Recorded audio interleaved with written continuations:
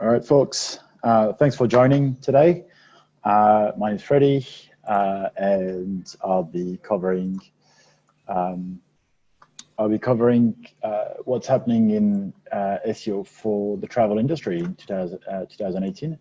So hopefully that will prove to be interesting, and I look forward to have your comments at the end.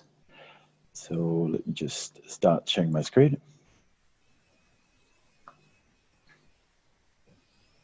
All right. Let me know when you. Let me know if you can see what I'm sharing. Yeah, there we go. Sweet. All right. Well, let me tell a little bit about myself.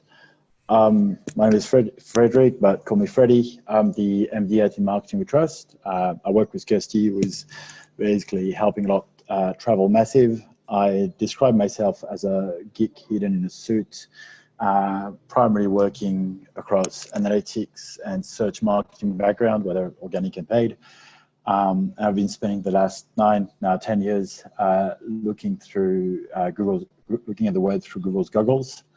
And when I'm not boring behind my desk doing keyword spreadsheets or data analytics, I tend to take really crappy vehicles across some of the most desolated and remote places around the world and drive them for fun and charity. So that picture is me in 2012 sticking out of a 1.2-liter Polo in the middle of the Gobi Desert. I drove that with a mate from London to Mongolia to support a local orphanage in Ulaanbaatar. So yeah, that's what I do when I'm not doing search. But unfortunately for you today, I won't talk about my adventures. I'll talk about SEO, because apparently that's a topic that is fairly popular. Briefly, shameless plug about what we do. At In Marketing We Trust, we're basically a digital marketing optimization, and we do a bunch of CRM, campaign management, digital optimization, which includes SEO, and a lot of analytics and reporting. So if you're interested, happy to have a chat later on. So what I'll cover, landscape change, what matters, and things you need to do to improve your SEO. So in terms of a new landscape for SEO, really in the last 12 months, that's been SEO has really significantly changed compared to the last 10 years I've been doing it. The last 12 months have been a step change in the way we think we do, and we recommend working on SEO. So if your knowledge is a bit outdated, don't worry, it might look very different. I've included a lot of reference for you to be up to speed, but things have dramatically changed. So the question I get a lot from everyone in digital marketing is SEO dead yet? The answer is yes, but not quite as you think. It's really it's dead and reborn. So it comes at handy since we're doing that just before Easter. Or if you prefer, we instead of talking about Jesus, we can talk about zombies. Same thing. So is SEO dead yet? Well, it would be dead if Google wasn't basically at the center of all the travel research. Turns out that it's still, with TRIPADVISOR, some of the most visited websites for travel research. The picture you see here is a qualitative research done by Google on how different users interact with large sites. So you've got in green the aggregators such as Booking.com, Expedia, TripAdvisor, Skyscanner, so on and so forth. Some element of Facebook and social media, directly the airlines in red, such as Qantas or Tiger Air, Singapore, JetBlue, so on and so forth. And also some of the offline activity with for traditional travel booking. So that gives us an idea of how people research. Google recorded roughly research time about 3 hours and 4 minutes. That's aligned with what we've seen in other research in the industry, with 15 touch points and some holidays. That's for Australia, going some research going for about 12 weeks. So one thing that Google is doing is when people ask, is SEO dead yet? And the answer is yes, but not quite. Is the search result pages are changing dramatically compared to what we've seen in the past. So Google is really actively moving from just the results with the 7 blue links to now directly answers. So this is a screenshot taken by one of my peers that shows the answer for time in Los Angeles, but it's just the Google answer box and no websites against that. So what it says is basically publishers and general websites must move away from basic answers into really providing complex information, complex answers in order to survive in this world.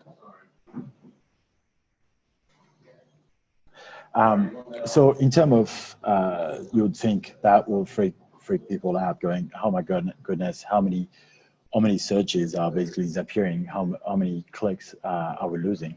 Well, turn out it's not that bad. If we take it at 100% visibility, you can see in that in the graph provided by JumpShot, the gray dark section is basically searches without clicks. So that would be, for example, the answers I've just shown you, with basically the time, what time is it now, or distance between A to B. The blue one shows the search with organic clicks, so that still represents about 45%. And the paid search ads, so while it's taking more and more space, it's still small compared to what organic provides. So AdWords is definitely getting more and more pixel, more visibility across the SERPs. So these are 2 searches I've done on my laptop, and those results, those screenshots are just what I see before scrolling. So for example, for Sydney hotels, all I see is ads. So right now, all the prices you see on the listings, or even the price on the Westin Sydney, that is coming from the hotel price ads. And for Sydney to Wellington, for the flights, there is only one result that I can see above the scroll. You might think, well, users can scroll down and it will be easy. Well, not so, not automatically. If you provide them with the right experience, with a Google ad product, chances are people might actually just go and use it. And we've seen that across not just the highly competitive terms like Sydney hotels, where the ADR is at $250 per night, but also for less competitive terms. So let's take New Zealand destinations. This is what typically a traditional SERP would look like on the left, and now you start seeing some ads, but you also start seeing some extra information. And on the right side, when you look at desktop, you can see basically the knowledge graph talking about the country, getting data from Wikipedia and other sources. And when you apply sort of heat maps, we really see a difference where basically so the color pattern shows the attention that is taken, that is given to a particular section of the page. So when it's red, people pay more attention to it. When it's green, people have some attention. When it's white, there is not much. And as you can see, the difference on the left, people are actively clicking on the different elements, but on the right, they are actively engaged with the pictures, with and the right side knowledge graph. but when you look at purely the standard SEO results, they're not very active. So reason behind that, well, Google is a listed company, and the do no evil is questionable. From what we've seen is they're trying to fast track the part of the journey where the parts of the user journey where Google doesn't make money. So the traditional 4 stages of travel planning is the dreaming moments, the go-to planning moments, then booking, and experiencing while in destination. And when it comes to the planning section, they're not the most competitive terms at that point in time, but certainly when they go to the commercial terms such as Sydney hotels tonight, or Sydney or flights to New Zealand, or flights from Sydney to Wellington, that's where they make the most money. That's where you see the most competition from both airlines and online travel agencies, as well as meta aggregators. So by fast tracking people from the dreaming to from the blank section straight into the booking section, they actually bypass completely the result page. So right now, I just clicked on the view more destinations in New Zealand, and I arrived with that kind of presentation. And as soon as I click on the flights, I'm still in Google. I'm not in the standard search page, and I'm presented with options from the Google flight page, and all the prices you can see here are basically ads that Air New Zealand, Virgin, and Expedia are bidding on for that particular flight in May. So that's why it gets a bit scary. So now this is a new normal for us, where basically the concept of 10 blue link doesn't exist anymore. And actually, I went in and I have a fairly comprehensive set of keywords with one of our clients. When I say fairly comprehensive, I mean 500,000 keywords being tracked. And out of that 500,000 keywords, I was curious to know how many of the search result page do not have any form of feature or images or things like that. Turns out that out of 500,000, only less than 3,000 have no feature, and only 30,000 just have AdWords. You can see on the right side, the great majority have images, some have answer box, a lot of local listings, obviously, if we're tracking hotels. Some have prices as well, schemas, again, with hotels or flights, star ratings, some have stocks, if we're talking about specific brands, and a lot of videos as well. So I think we can see the extra features, the answer box and things like that as a threat, because it pushes down the traditional 10 blue links or 7 blue links. I see that as an opportunity, simply because the 10 blue links are getting more and more saturated. They have now, if you look at most of the competitive search terms, the majority of them are basically filled with the big guys. They're effectively not really democratic anymore. So having features, featured answers, and other snippets enables other smaller players to still be to still rank, to still get visibility, and I will go through that in a minute. So learning how to leverage those pockets of opportunities is really what I'd like you to come out of this presentation. In terms of also this year, for those of you that look at the organic traffic quite closely, you might have noticed that there's been quite a bit of a chatter on the web about whether some algorithms updates were there or not there. All the tools I looked at basically have shown that since January, the search result pages have been very messy. I've been changing a lot on a daily basis. So this is a screenshot taken from ALGO by SEO, a really good tool. Basically, the height of the bar showed the amount of fluctuation on search result pages across a range of keywords for any particular day. So when it's low and it's green, that means not much is changing. Everything is going fine. But when it starts getting orange and above 2 points, that gets 2.2.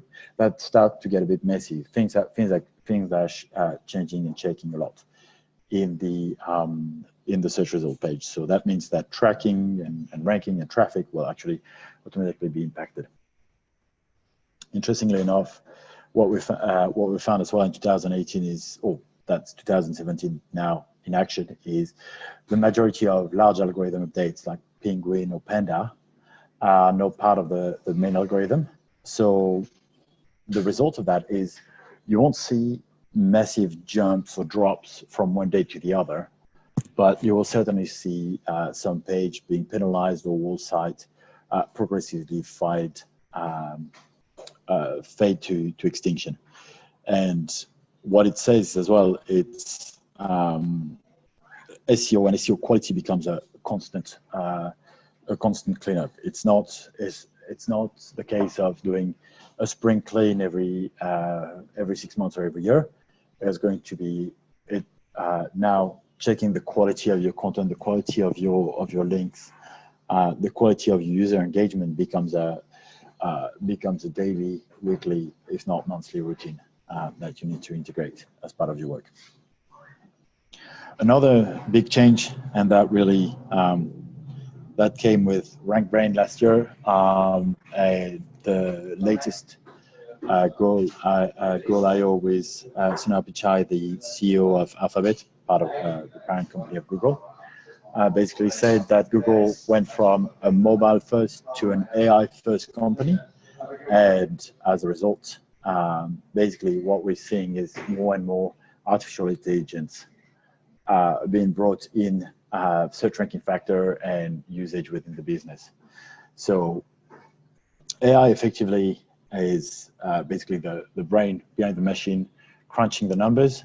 Before, the algorithm would have required far more human setup to do that. Now with not true AI, but advanced artificial intelligence solutions such as Google or Bing, they're able to really change the DNA of ranking factor by providing situational awareness, context and intent, and user experience gaps. So all things like time of the day, platform, who you are, your search history, but also the aggregated behaviors towards a certain site or a certain web page are now taken into account because they have basically the processing power and the brain, the artificial brain to do the legwork to analyze what's relevant for users by using actual user data and behavior rather than just relying on more static factors.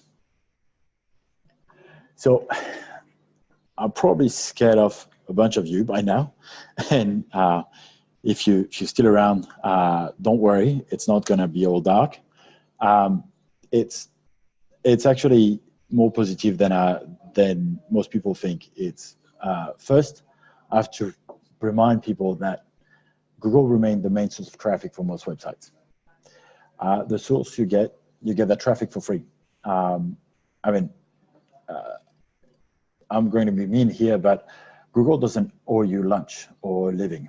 So if you think about other top tech companies in the FANG, so Facebook, Apple, and Netflix, it could be far worse. Think about Facebook organic. To me, that's old. That's an old story. It's purely pay for play. Google see the value in still keeping an open web and having publishers and brands receiving free traffic, because they know that if they create a sticky experience for both users and brands, they will still be able to remain the biggest advertising company in the world. In terms of, while some of the organic visibility has dropped, it's still there. Again, 45% of the traffic still get clicks to organic pages. And the positive things is the algorithm updates tend to really clean up the spam rather than punish good websites. So if you're in this presentation, chances are you might be more looking at white hats, so clean, ethical way of getting traction and rankings in search engines rather than black hat. The other thing is the few elements I've mentioned, such as feature snippets, rewards the best source. And best source are often niche websites. I'll cover that a bit later. And RankBrain rewards websites with better user experience and answers. So if you have the best answer, you are the most qualified authoritative source in your niche, chances are you'll actually rank better in Google than you were before. To me, the other thing that is really exciting is now we're seeing up to 30% of search results, at least in US, are driven by voice. So I think 2 out of 3 households in US, and this is insane, have an Amazon Echo, an Alexa on their kitchen benchtop. And Google Mini is selling like hotcakes or hot cross buns. So that's really that's something that is happening. There is a change. While the usage is not consistent, I'm seeing that across not just the millennial teens, but also across a range of user groups. So it's not all gone. And the last thing is, if you've been looking at ranking on Google, well, think about all the other websites that have a ranking functions. Think about the fact that if you know how to optimize on Google, you probably will know how to optimize on other search engines. So the LinkedIn search function is a search engine. The TRIPADVISOR one, more complicated, closed environment, obviously much harder. Same thing with Amazon, but they are the same principle. You need to understand what are the key ranking factors in what makes TripAdvisor or Amazon or any other tick, and apply those factors to improve your performance. So that's an opportunity to take your knowledge and put that across. And I'll talk about a few opportunities beyond Google later on. So in short, for the landscape change, SEO in 2008 is a new discipline compared to 2 years ago. Really, we've seen 2017 and 2018 change everything. To me, voice search will be a game changer. Also seeing augmented reality and mixed reality to be the next iteration, but I won't cover that just yet. The AI-based rankings, you won't be able to cheat your way into high rankings. The best way to think about it is SEO and organic traffic should be a byproduct of your overall optimization and branding efforts. And that's rather than trying to make your link profile or your content look natural and authoritative, make it authoritative. You will spend probably less time thinking about how to get the best content than thinking of how to make it look like it's the best content.